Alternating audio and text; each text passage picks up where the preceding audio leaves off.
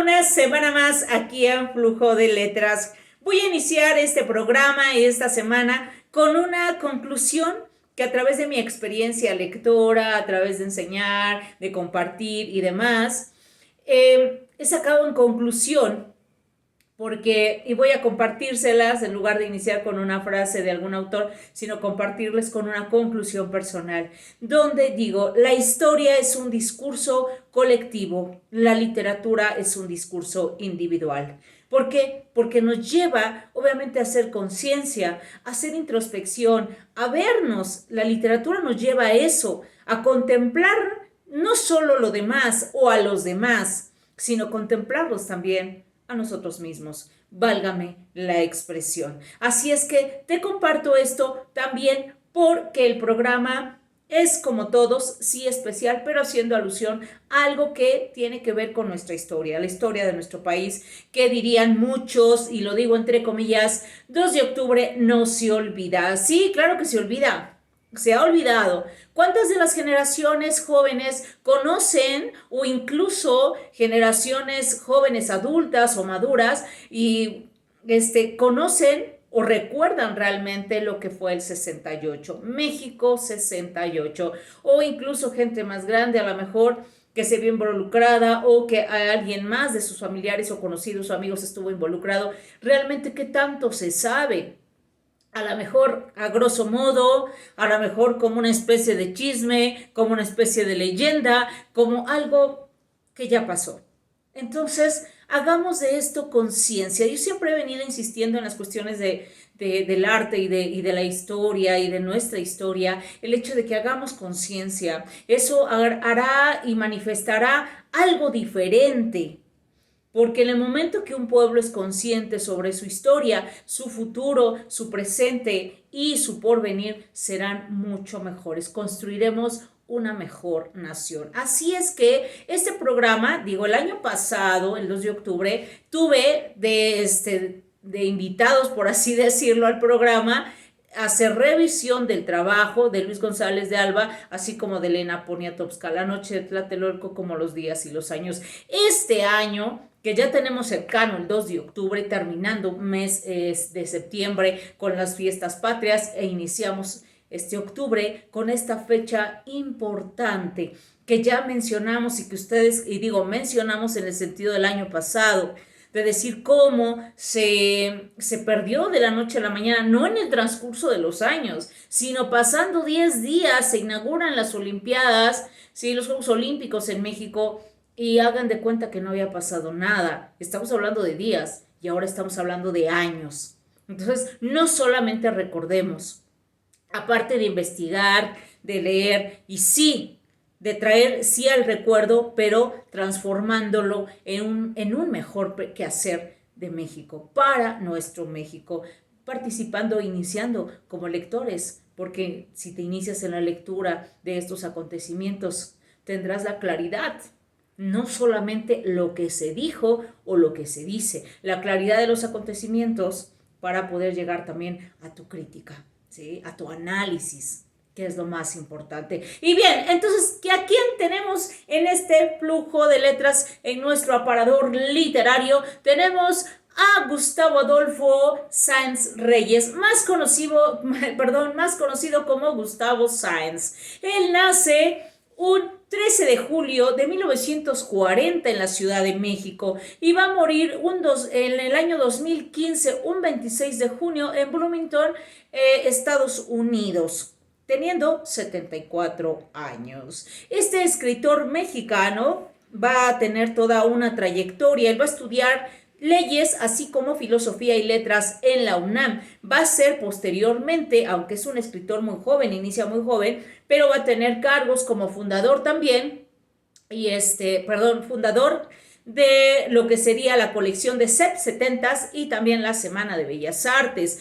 Va a ser profesor de la UNAM, así como jefe del Departamento de Ciencias de la Universidad Nacional Autónoma de México, conductor y director de varios programas de televisión, director de literatura, de lo que sería la editorial Grijalbo, en ese aspecto, digamos, en el aspecto literario, y también va a ser director literario del INBA, del Instituto Nacional de Bellas Artes. Va a ser jefe de redacción de la revista Visión, fundador y director de Eclipse i7, así como su obra, ¿sí?, va a llegar a ser traducida a lo que sería francés, búlgaro, rumano, italiano, inglés, su primer novela intitulada Gazapo, que a él obviamente le llega esta gran responsabilidad de escritor muy joven y se siente abrumado al ver que pues tantos países ya lo tienen, ¿sí? Y que le piden y que le exigen de cierta forma, ¿qué más vas a escribir? Y él dice, pues no sabía yo realmente qué iba a escribir,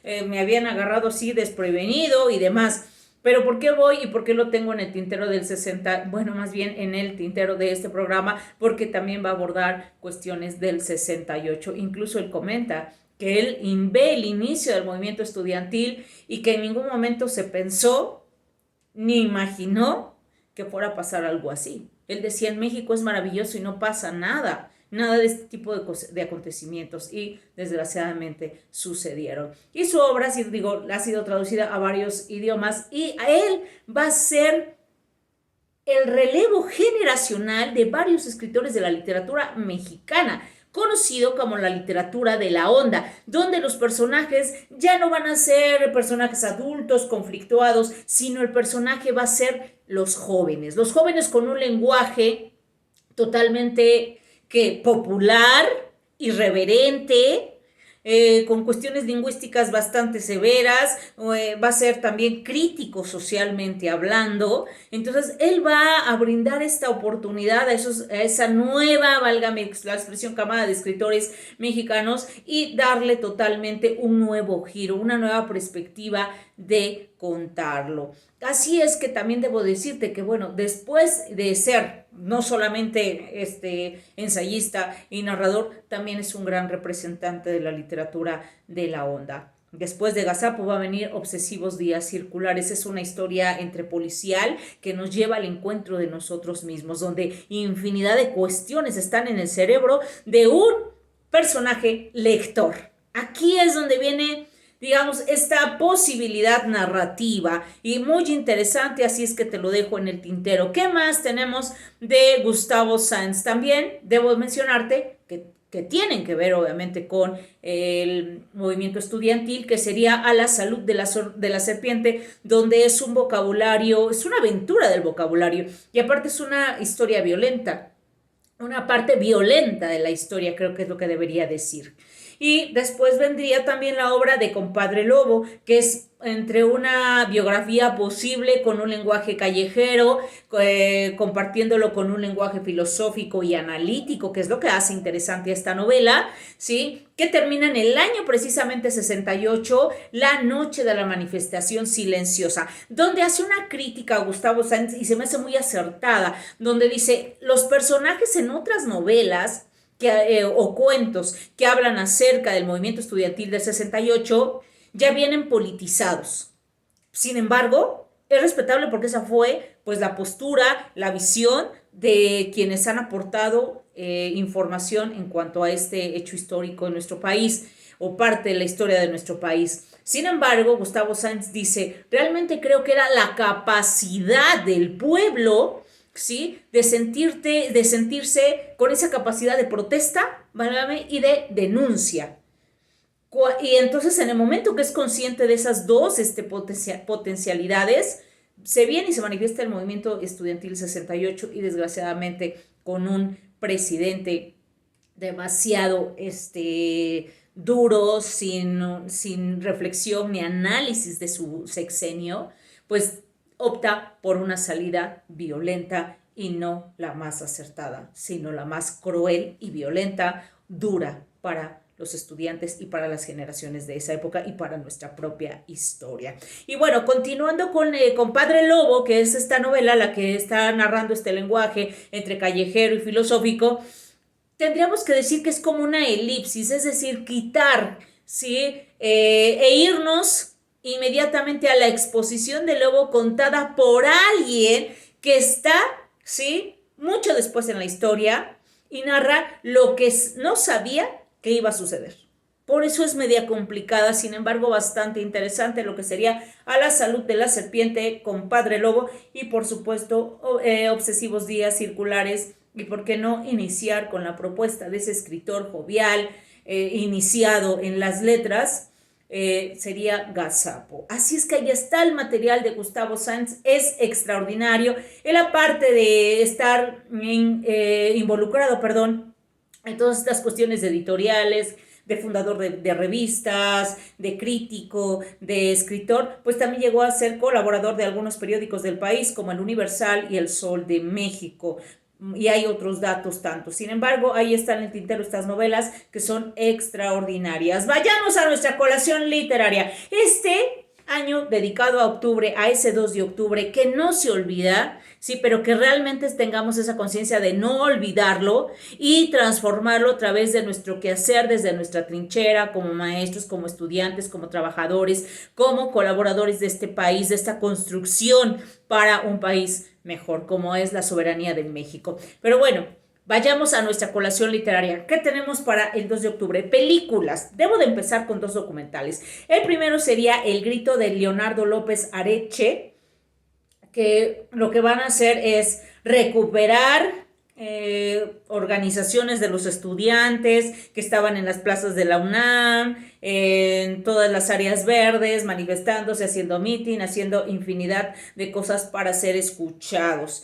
Es un documental bastante interesante, todo lo que se llevó a cabo, quienes estaban ahí como intelectuales, qué opinaban, qué se manifestaban, así es que tienes que verlo. También otro documental sería Tlatelolco, las claves de la masacre, que este es de Carlos Mendoza en colaboración del canal 6 de julio con colaboración también, sumarla, la del periódico La Jornada. Y hay 2 películas en el tintero, que sería Rojo Amanecer y por otro lado Tlatelolco, Verano del 68. Verano del 68, Tlatelolco es la más reciente. Y es interesante. En el papel de Gustavo Díaz Ordaz está Roberto Sosa con este actor. Y en el caso de Rojo Amanecer, pues sabemos que Héctor Bonilla, María Rojo, que fueron los principales personajes. Cuando la quieren llevar a cabo y a filmarla y aparte, pues exponerla al público, pues tienen mucha censura, corrían muchos riesgos porque, pues bueno, al sistema no le gusta que le digan sus verdades, pero son servidores públicos, por lo tanto tienen que escuchar al pueblo. Por eso estamos en una democracia. Y ahí están en el tintero estas posibilidades fílmicas, 2 documentales y 2 películas. Así es que puedes verlas y también mandar tus comentarios. Y nos vemos la próxima semana. Amor, paz y salud para todos. Estamos en contacto. Me puedes seguir en redes sociales como en Instagram, como María del Rayo, o en Facebook como Rayo Vega. También escribirme al correo de lovecraft31@hotmail.com. Hasta la vista.